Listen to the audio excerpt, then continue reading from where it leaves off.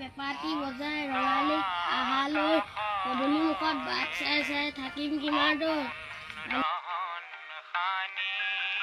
ছটাই পেপাটি বজাই ৰঙালীক আহালৈ পদূলি মুখত বাট চাই চাই থাকিম কিমান দূৰ আনিলো ঠেলেটো আনিলো জেতুকা আনিলো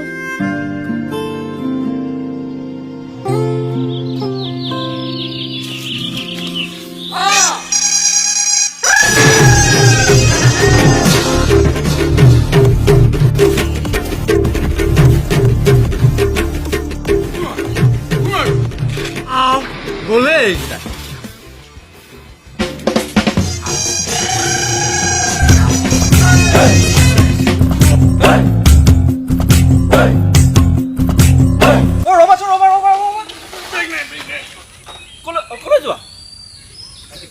স্কুল আজিকালি আমাক পাত্তাই নিদিয়া হলা যে তোমালোকেহে পাত্তা নিদিয়া ভাওনা বচন এটা নিদিয়া আজিকালি ভাওনা বচন এইবাৰ পাবা নহয় আমাৰ এইবাৰ গাঁৱত পাতিব কি পাতিবা বচন এটা থবা দেই মোলে দিম ধুনীয়াকে চাই পেলাই অৰ্জুনৰ পাত্তা দিম অৰ্জুন নালাগে দ্ৰৌপদীটোকে দিবা দ্ৰুপদী গাবা দিয়া গৈ থাকো দেৰি হ'ব নহয় দ্ৰুপদীহে তাই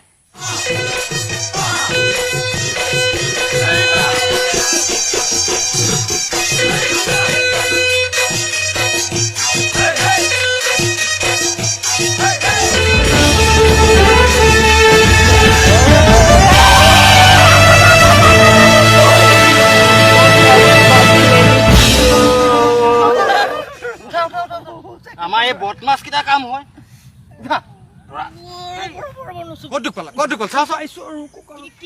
কিনো এইবিলাক চোলা তোলা দাঙিবলৈ আহিছে ইহঁত কিতাপ আৰু শান্তি নাই মাষ্টৰ গৈ থাকক আৰু গৈ থাকো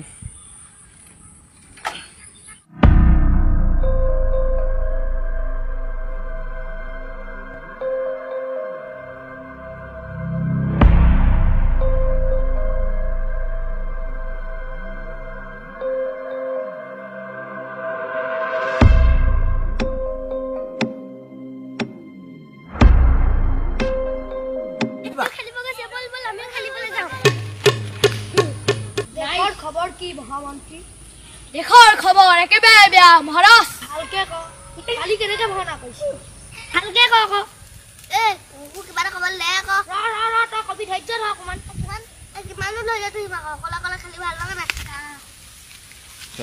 মই যাম ৰখিবি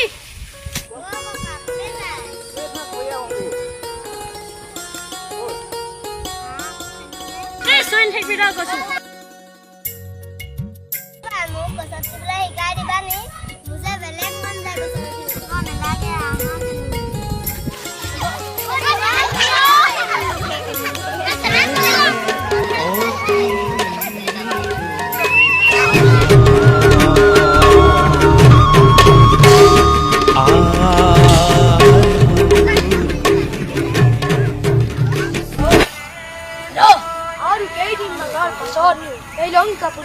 ভীষণ যুদ্ধ হব আৰম্ভ তোমাৰ গাস্ত্ৰ হস্ত্ৰ সাজু কৰিছানে ঈশ্বৰেৰা আমি সকলো অস্ত্ৰ প্ৰস্তুত কৰি ৰাখিছো কেৱল আজ্ঞাহে বিলম্ব হৈছে কোনো বিলম্ব হোৱা নাই এইবাৰ মহাৰাজ দেৱনে লংকা আক্ৰমণ কৰি কুবেৰৰ পৰা পুষ্প খনন কৰিব কি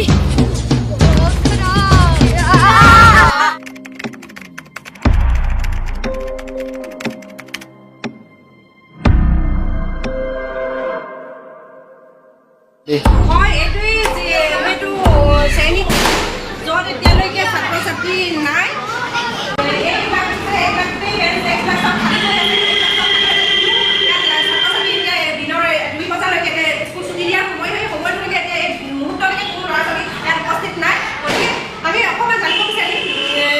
এইখন স্কুলৰ প্ৰধান শিক্ষকৰ দ্বাৰা আমি অকণমান কথা জানিবলৈ বিচাৰিম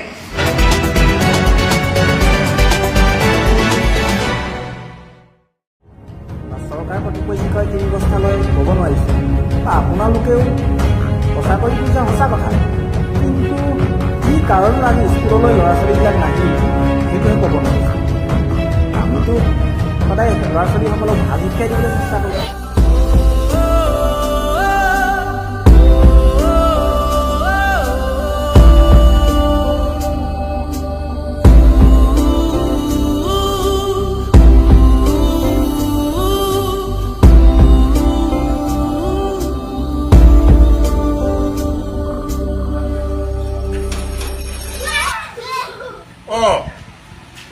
স্কুল নাহিলে কিয়? তীখৰদাই মোক বৰ আমনি কৰে, স্কুলতো আমনি কৰে, খেলি থাকোঁতে আমনি কৰে। তীখৰদাই হ'লে মোক বৰ ভয় লাগে। ছাৰ, কালি আমি আজি স্কুল বন্ধ বুলি কোৱা শুনিছিলোঁ। হয় ছাৰ, কালি আমাক ভাওনা তীখৰগুটিয়ে আজি স্কুল বন্ধ বুলি কৈছিলে। ছাৰ, আজি ৰমেনে পোৱাতহে গম পালে যে আজি স্কুল খোলা। তই জাননে তোৰ এটা ভুলৰ কাৰণে যে আমি কিমান ডাঙৰ সমস্যাত ভুগিছোঁ? ছাৰ, মোক ক্ষমা কৰিব, মোক ভুল হৈ গ'ল। ছাৰ, আমাৰো মন যায় খেলিবলৈ, নাচিবলৈ, ভাওনা কৰিবলৈ, কিন্তু ছাৰ আপুনি জানেনে স্কুলত দিয়া হোমৱৰ্কবোৰ মই ঘৰত কৰিব নোৱাৰোঁ। কিয় কিয় কৰিব নোৱাৰ? ছাৰ, আপুনি জানেনে আমাৰ ঘৰত সদায় মা দেউতাই কাজিয়া কৰে, সেইবাবে মই পঢ়িব নোৱাৰোঁ। আৰু ৰাতিপুৱাও মা দেউতাই গাত বজাই থৈ দিয়ে, সেইবাবে মই পঢ়িব নোৱাৰোঁ। আমি ওলাই আহিলো জানি এতিয়া ৰাতি শুনি সমাগত আমি ওলাই আহিলো। অভিভাৱকসকল, আপোনালোকে নিজৰ সন্তানটোক কি বুলি ভাবে? কিমানটোৰ মাজত আবদ্ধ কৰি ৰাখিব বিচাৰে বাৰু? এবাৰ মনত পেলোৱা নাই আজিৰ সন্তান কালিলৈ দেশৰ ভৱিষ্যত। আপোনালোকে হাইৰুমি শিশুটি আগত কিয় কৰে? কিয় কাজিয়া কৰে? কিয় সুৰাপান কৰে? এই পৰিৱেশটো দেখি দেখি এটা শিশু কোন দিশে গতি কৰিব বাৰু? এবাৰতো আপোনালোকে ভাবক, নিজৰ সন্তানটোৰ কথাটো এবাৰ নিজেই চিন্তা কৰক। আমি কওঁ, আপুনিও কয় যে পৰিৱেশে মানুহ নষ্ট কৰে, কিন্তু আচল কথা সেইটো নহয়। মানুহেহে পৰিৱেশ নষ্ট কৰে, আৰু সেই পৰিৱেশ আমি বনাওঁ, এতিয়াও পৰিৱেশে মানুহ নবনায়। গতিকে ভাবক এবাৰ আপোনালোক সকলোৱে শিশুসকলৰ কথা। তেওঁলোকক মুকলি মনে ফুৰিবলৈ দিয়ক, মুকলি মনে খেলিবলৈ দিয়ক, পঢ়াৰ সময়ত পঢ়াওক, বিদ্যালয়লৈ আহিবলৈ দিয়ক। যদি পঢ়াৰ সময়ত আপোনালোকে পৰিৱেশটো বিনষ্ট কৰি সিহঁতৰ ভৱিষ্যতক ধ্বংস কৰি নেপেলাব। সদায় মনত ৰাখিব, আজিৰ এই শিশুসকল কালিলৈ দেশৰ ভৱিষ্যত।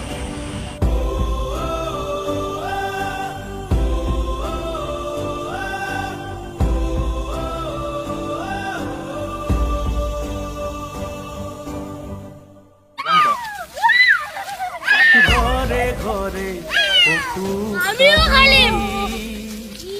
নাই উজ্জ্বল সপোন ঘৰে ঘৰে অসুখ সাজি